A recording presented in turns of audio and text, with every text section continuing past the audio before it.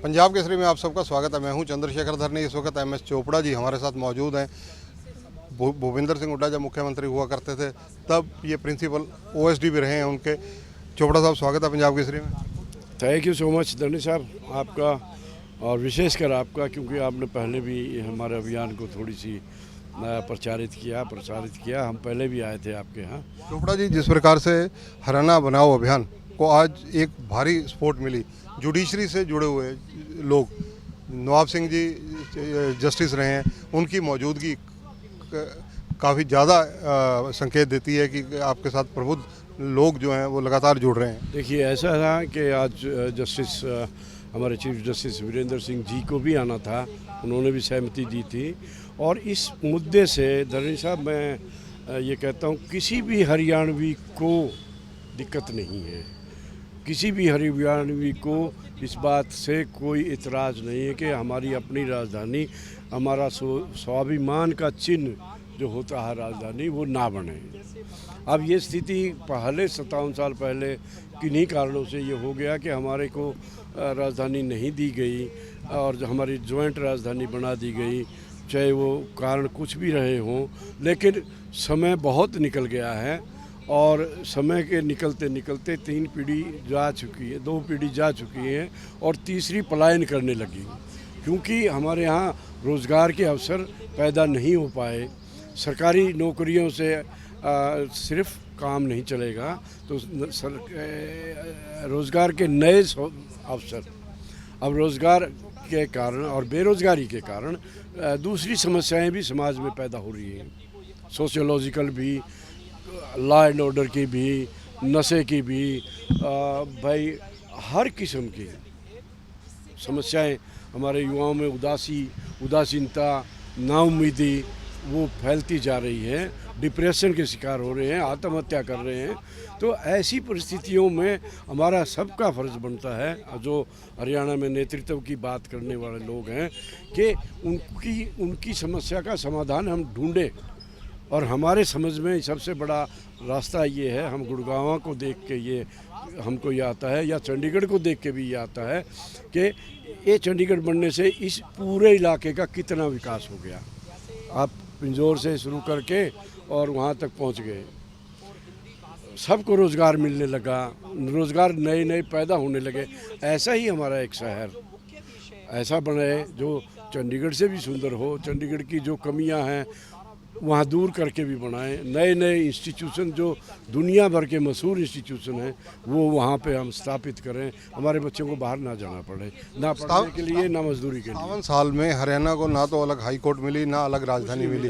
ऐसी परिस्थितियों के अंदर अब हरियाणा के, देखिए मैं आपको एक बात कह रहा हूँ ईमानदारी से, हरियाणा की स्थिति आप सोचिए, एक जहाज़ है, जहाज़ का एक तो लंगर नहीं है, लंगर मतलब एंकर, मूरिंग कहते हैं, हमारी संस्कृति से जुड़ा रहता है। जहाँ जुड़ा रहता है वो मतलब वो उसी स्थान पे रहती है नाव या शिप, नहीं तो समुद्र की लहरें पता नहीं कहाँ ले जाएंगी उसको। हमारा स्थिति कुछ ऐसी है कि हमारी जड़ों से हम कट गए, चंडीगढ़ में आ गए। अब चंडीगढ़ हमारी सीमाओं में नहीं है, चंडीगढ़ से हमारी संस्कृति का मेल नहीं है। पहले ज्वाइंट पंजाब में थे तो हमारी राजधानी इसे accidental capital of Haryana, and that too camp capital 40%। वो तो 40% पर हमारा जो हरियाणा का राइट है वो कमजोर नहीं होगा। इसमें मेरा राइट जो जितना मैं समझता हूँ, मेरा राइट या हरियाणा का हक सिर्फ इतना मानता हूँ कि क्योंकि वो प्रदेश पंजाब से अलग किया गया था, तो उसकी राजधानी बनाने का दायित्व केंद्र सरकार का भी होना चाहिए कि उनकी आर्थिक मदद करके उनको अच्छी राजधानी जैसी भी हो, जहाँ भी बनाना चाहे प्रदेश की सरकार, उसकी राजधानी के लिए मदद करे। और ये एक प्रपोजल पहले भी आया था जहाँ 10 करोड़, उन जमाने में 10 करोड़ को सेंट्रल गवर्नमेंट ने मंजूर किया था और 10 करोड़ का लोन, तो उस स्थिति में उस समय में ये बन सकती थी। लेकिन किन कारणों से क्यों किसने क्या वजह, इन बातों में हम नहीं जाना चाहते, क्योंकि फिर वो कंट्रोवर्सी में ये चीज़ें ख़त्म हो जाती हैं। तो पॉलिटिकली विल नहीं थी क्या हरियाणा के पॉलिटिशियंस? कहेंगे कि किसी ने भी, हमारा नेतृत्व ने ना राजनीतिक सूझबूझ दिखाई, ना राजनीतिक साहस दिखाया।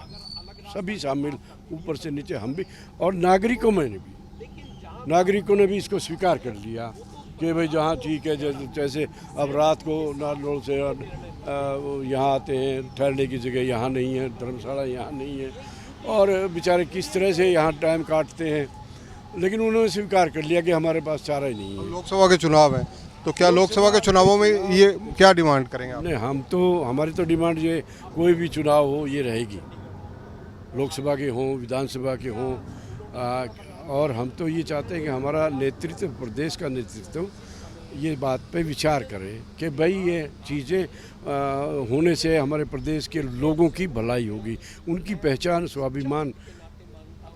आदमी, धनी साहब, सिर्फ रोटी खाना और शरीर ठीक रखना काफ़ी नहीं होता, उसको और बहुत चीज़ें चाहिए।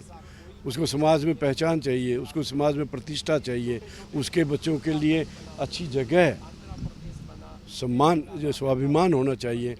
अब वो चीज़ें तो हम दे नहीं रहे उनको।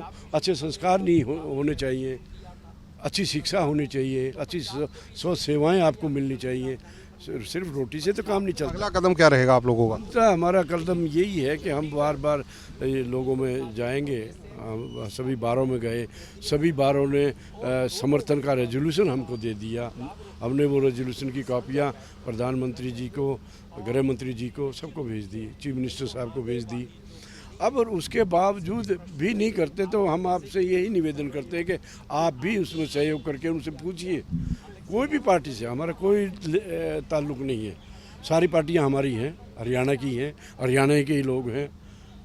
जो भी उनसे पूछिए कि भाई आप इस बारे में क्या, आपकी राय क्या है, आप चाहेंगे, करेंगे, नहीं करेंगे, और ये लोगों को बताइए, लोगों को ये बताइए कि भाई ये इनका इस मुद्दे पे ये राय है, वो फैसला करेंगे जैसा भी करेंगे। धन्यवाद। तो ये है MS चोपड़ा जी, पूर्व प्रिंसिपल OSD रहे हैं भूपिंदर सिंह हुड्डा के राज में। देखिए, ये कह रहे हैं कि जनप्रतिनिधियों जो इलेक्शन लड़ रहे हैं उनसे बातचीत इस मामले में की जाएगी, और हरियाणा की राजधानी अलग बननी चाहिए, अलग हाई कोर्ट होनी चाहिए। ये मुद्दा हरियाणा की आज की मूलभूत समस्या और स्वाभिमान का प्रतीक है। कैमरामैन संजय के साथ चंद्रशेखर धरनी, पंजाब केसरी TV, चंडीगढ़। हमसे जुड़े रहने के लिए हमारे YouTube चैनल को सब्सक्राइब करें और नई वीडियो की नोटिफिकेशन के लिए बेल आइकॉन को दबाएं। अगर आप ये वीडियो Facebook पर देख रहे हैं तो लाइक जरूर करें और ज्यादा से ज्यादा शेयर करें। धन्यवाद।